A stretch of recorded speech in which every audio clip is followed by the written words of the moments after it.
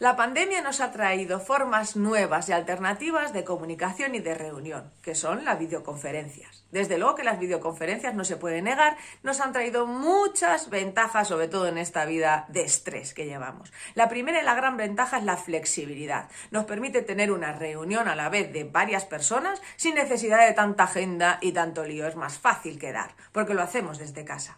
Además, han reducido costes no solo económicos, sino también de tiempo, porque la movilidad o los transportes ya no los tenemos que coger.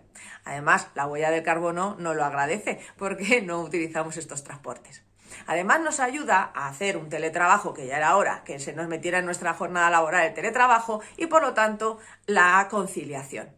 Y por último, otra ventaja que casi nunca se comenta y a mí me parece importante es que las videoconferencias aumentan la transparencia y la empatía con el otro. ¿Qué quiere decir eso? Pues que como yo te veo en casa, veo cómo te mueves ahí, cómo es tu casa, cómo te relacionas, porque de repente pasa un crío o un perrillo y observo cómo funcionas. Todas estas ventajas, innegables, pero también hay desventajas. La gran desventaja que tiene una videoconferencia es el aislamiento físico y social. Ya no ves a tus compañeros cuando vas, sino simplemente se reduce a esa videoconferencia.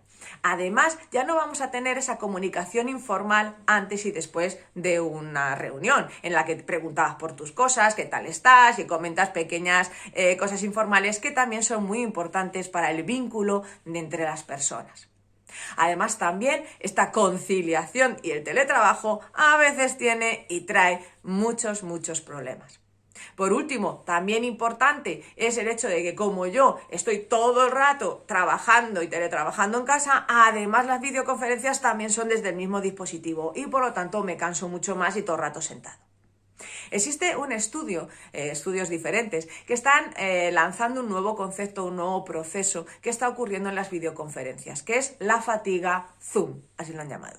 ¿Qué significa esto? El enorme estrés adicional que tiene nuestro cerebro en las videoconferencias. ¿Por qué? Pues porque nuestro cerebro tiene que atender a múltiples pantallitas y observar qué está ocurriendo, y eso le provoca mucho estrés. Además, el lenguaje verbal, es decir, lo que dice el otro, no se recibe igual y tenemos que hacer como un esfuerzo extra para entender. Igualmente, cuando nosotros o nosotras hablamos, también tenemos que compensar el hecho de que no nos vean todo el cuerpo, y también solemos hacer más exageraciones en nuestra comunicación y esto cansa.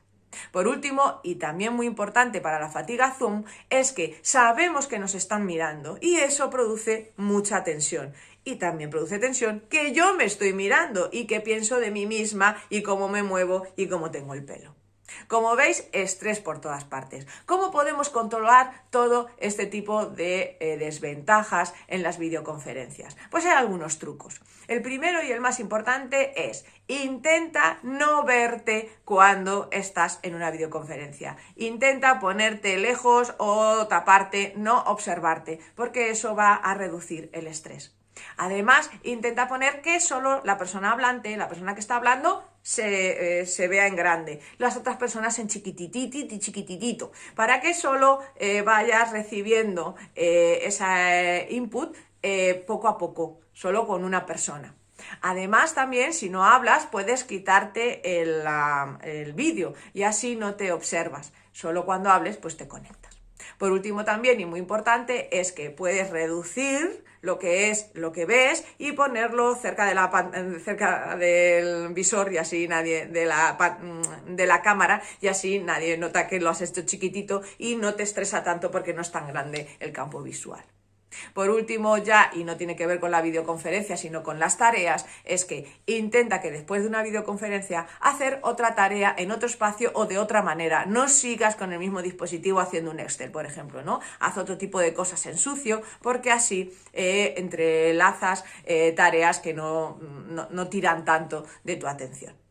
Si eres de esas personas que se quejan muchísimo de que, madre mía, no hacemos más que tener videoconferencias, o estás harto o harta de los dispositivos, aplícate estos trucos.